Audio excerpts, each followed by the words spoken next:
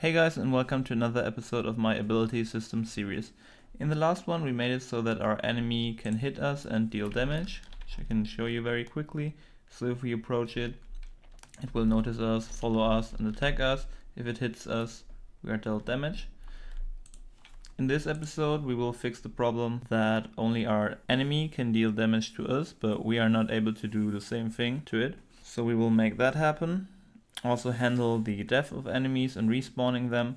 But before we do that, there is one little bug that was posted in the comments that we are going to fix now. So in short, the bug was that when our enemy was attacking us and then noticed that it had to return to its original location, it was still attacking and not stopping that. And it's quite easy to fix that, so we'll just go to our onReset event and here search for stop anim montage. Just leave that empty so it will stop whatever is playing currently. And the other thing we need to do is here in our perform attack event we need to add another condition and check that is running back is false. So drag that in, let's get a not boolean, connect that up here, the end to the condition, and that should already fix it. Now let's minimize the enemy for now, and we need to create a widget that will display the enemy name, its level, whether it's aggressive or not, its HP and so on. So let's go to widgets, create a new widget blueprint called enemy widget and open that up. Set the setting to is out on screen here, and let's remove the canvas panel. Instead we will start with a size box like we usually do. Check width and height override, we'll set that to, let's say, 200 by 60 pixel. Now we need to re-add the canvas panel, and then we'll start with the text, which we will call level name text, so both of that attributes will be displayed. Make sure that is set to be a variable, we'll anchor it to the upper center here. The alignment in X will be 0.5. because then we can reset the position to 0 and it will appear directly in the middle here. Also set size content to true, and for the default text, let's say in squared brackets LVL dot for level 9 and then afterwards spider, so we can get a rough idea of how that will look like. So also lower the font size to 18, maybe make that regular, maybe even a little bit less, 16. So we can have larger enemy names if we want to. We will also give it an opaque shadow and set the justification to line text center. Alright, the other thing we need is a health bar, so we will search for a progress bar, drag that into our canvas panel, call it health bar. This time we'll anchor it to the lower center. The alignment in X will be 0.5, position in X will be 0, in Y -10. And set the alignment in Y to 1. Then let's change the size. So we'll make that 180 pixel by, let's say, 16. So that will be a progress bar. Set the percent to 0.5 so we see something. We'll expand the style, go to the background image and make that really dark. Then usually for enemies red is the color used for displaying health. So give it a slightly darker tint of red. Let's compile, save, close the enemy widget. Now back in our master enemy we will head over to the viewport and add a widget component. Call that enemy widget component. Move that up in Z by, let's say, 100. Space will be screen. The widget class will be enemy widget. Draw size is the size of our size box in the widget, so 200 by 60. Then let's scroll down, and we don't need any collision, so just set that to no collision and uncheck generate overlap. And by default we will say that it is hidden and we only want to see it when our player is nearby. Another thing we need to add here is a collision, and that will be a sphere collision, which we will use to define when our player is nearby, so we can hide or unhide our enemy widget. Drag that on top of the capsule and reset position. Then we can bump up the sphere radius to, let's say, 1500. If you don't want to see it in the editor here, you can uncheck visible, and we will already hit the plus sign for begin and end overlap, just so we have that events already. Let's rename the sphere to widget vis for visibility sphere. Now we need some variables here. First off, we need a name, which will just be a text. Let's set the default to spider. Then we need a max health, which will be an integer, maybe 200 by default. After that, we need a level for our enemy. Set that to 2 maybe, whatever you want, it's fine. We need a dead body time, which will be a float this time, and maybe let's say we will see the dead enemy for 4 seconds before it's removed. And what we also need is a respawn delay. This can be a little bit higher, 5 seconds. Another variable which will be called does respawn question mark. So we already know it's a boolean, and by default that will be set to true. Afterwards we need the exp for kill. So in what way will our player be rewarded when killing this type of enemy? Make that an integer, and I'll set the default to 100. After that we need the current health, which you can just set to 0, doesn't need a default value. And then the enemy widget, which will be an enemy widget reference. Then we need some functions.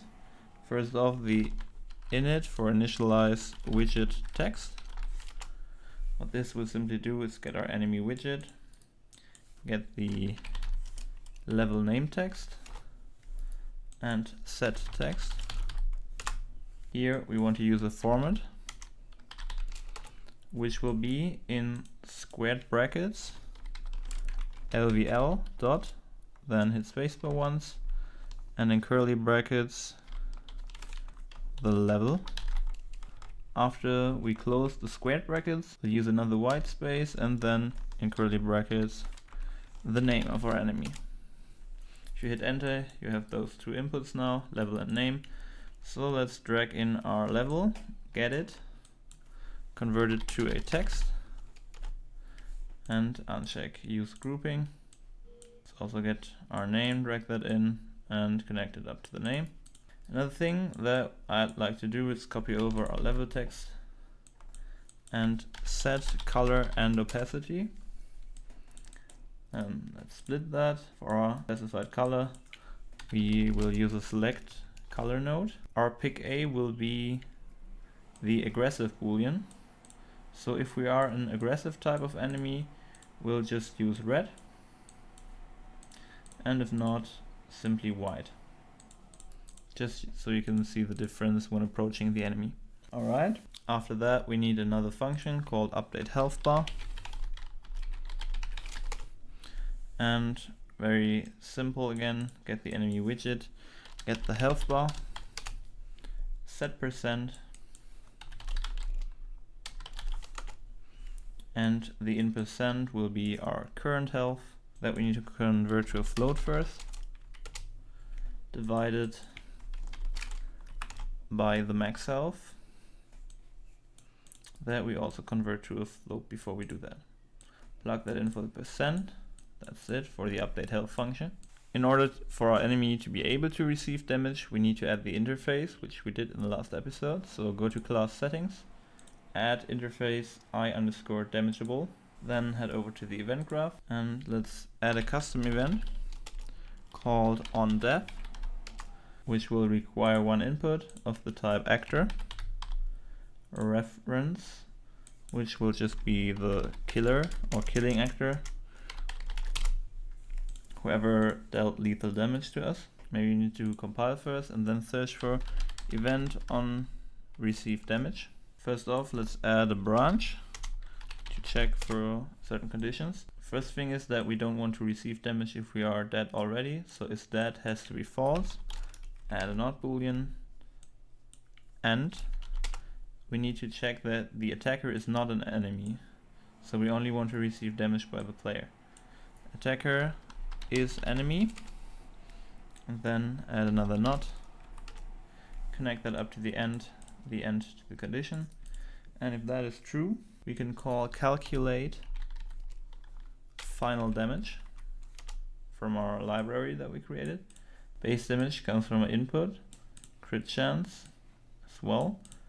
Same goes for the attacker element, and the defender element will be our own element variable. After we calculated that, we can set our new health, and let's use a clamp here, clamp integer. The value will be the current value of health minus damage. Plug that in for the value. Min is 0 and max will be max health. Then plug that in for the new health. Of course, we also want to see that change, so update health bar has to be called. After that, let's see whether our health is greater than 0. Add a branch. If that is not the case, we can just call onDev, and the killer will be whoever attacker caused the damage here. But if it's true, so if we still have health, we want to call onAggro pulled, target being the attacker. We also need to set up our enemy widget variable that we are already using in some functions, and let's do that in event begin play. Should be up here.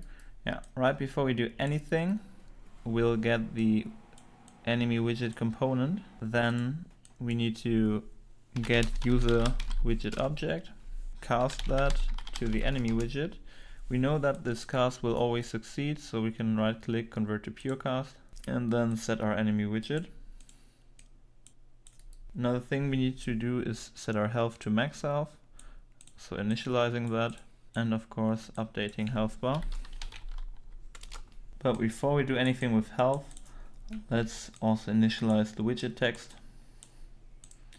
Then after we updated the health bar, let's set the starting location. Another thing we want to do here is on event begin play, we need to show the enemy widget if the player is overlapping the widget vis sphere, because our onBegin overlap event is not called if the whole game starts with a sphere colliding with the player. So drag in the enemy widget component, set visibility, and the new visibility will be from our widget vis sphere. A check is overlapping actor. Feed that into the new visibility, and the other will be get player character. Apart from initializing our health on event begin play, we need to reset it when our enemy resets.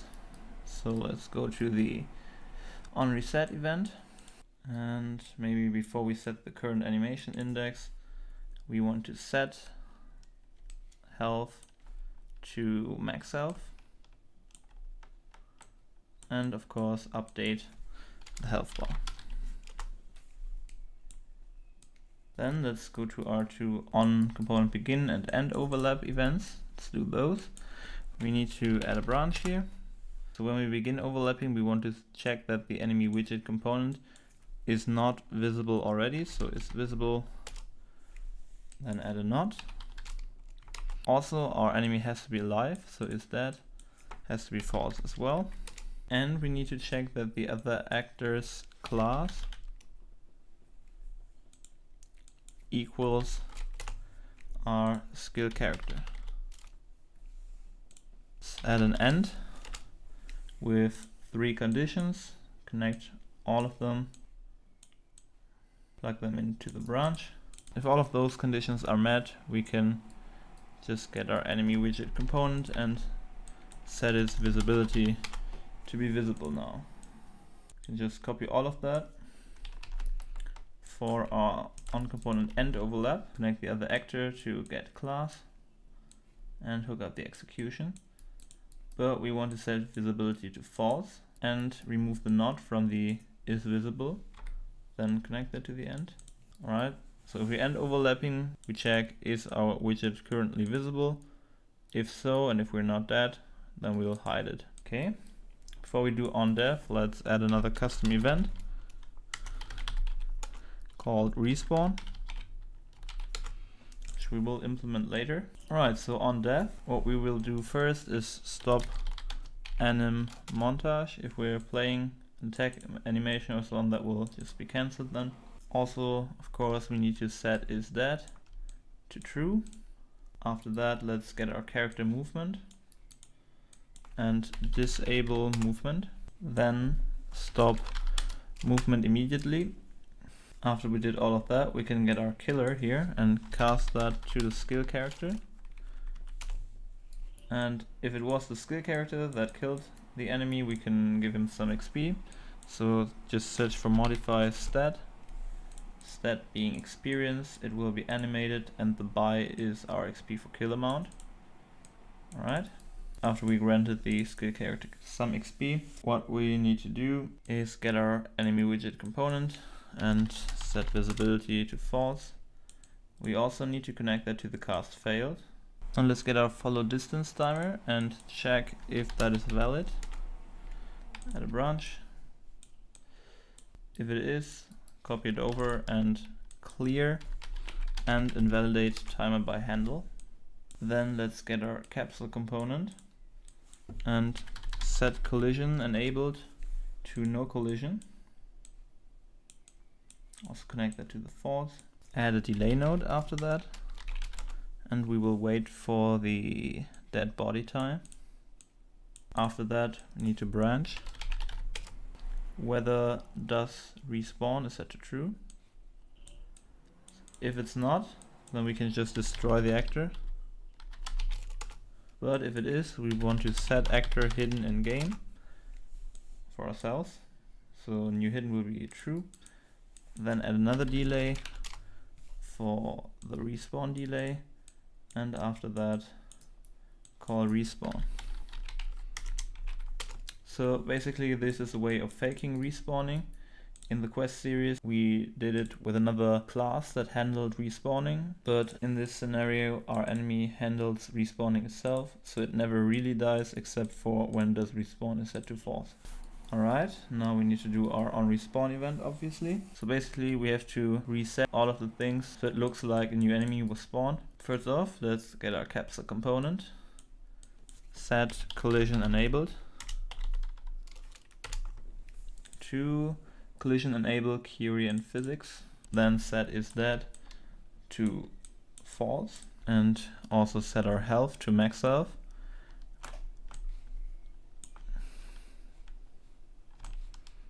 Right here, hook that up. Update the HP bar. We also want to reset the aggro, so set was aggroed to false. Now we need to start patrolling again, so is patrolling will be set to true. And of course we also need to reset the location. Good thing is that we stored the starting location for our patrolling behavior, so we can just set actor location now to our starting location. Also set the target actor to null. Set the current animation index to 0. Set running back to false. Get our character movement component and set max walk speed to our patrol walk speed. And we also need to re-enable movement in general, so set movement mode to walking. Get our enemy widget component, set visibility. Again, we need to perform the check if our sphere is overlapping an actor, and that actor has to be the player character. Plug that in for the new visibility. After all of that, we can set actor hidden in game to false and start our patrol behavior. So just call patrol. Alright, pile save. Basically that's everything we had to do for the master enemy. So let's close it. But currently our skill is not dealing any damage. So let's go to blueprints, skill actors, skill AoE. Here in a multi-sphere trace for objects, we will run it for each loop. And of course break the hit result. Then let's add a branch. Check whether the actor that we hit implements the damageable interface. Connect that to the branch and the body to the branch. If that is true, means we can deal damage to this actor. So we will call on receive damage. And to find out what all of those values here are, we need to get the current stage of that spell. Break it. And we only want to see damage type and the crit chance. Plug in the damage for base damage, damage type for type, crit chance for the crit chance. To get the element, you need to get the skill info and break that. Then get the element, plug that in. Spell will be a reference to ourselves, and the attacker will be our player reference. Alright, now we also need to go into our skill Flame Nova and set up some values here. So I'll just bump up the damage to 150 so we can kill our enemies really fast. And I'll lower the cooldown to 1 second. Compile, save, and let's actually play test this. So you see, if we are far away from our enemy, we don't see the health bar and so on. But if we approach it, we currently see it. It's red, so that means the enemy is aggressive. We see level 2 spider and full HP. So let's approach it. It will start attacking us. Now if I hit F7, our spell will be casted and we see it dealt damage. If we do it another time, our enemy is killed, it plays the death animation, we got some XP, now it's laying there, it was hidden, and after some time it will respawn. There it is.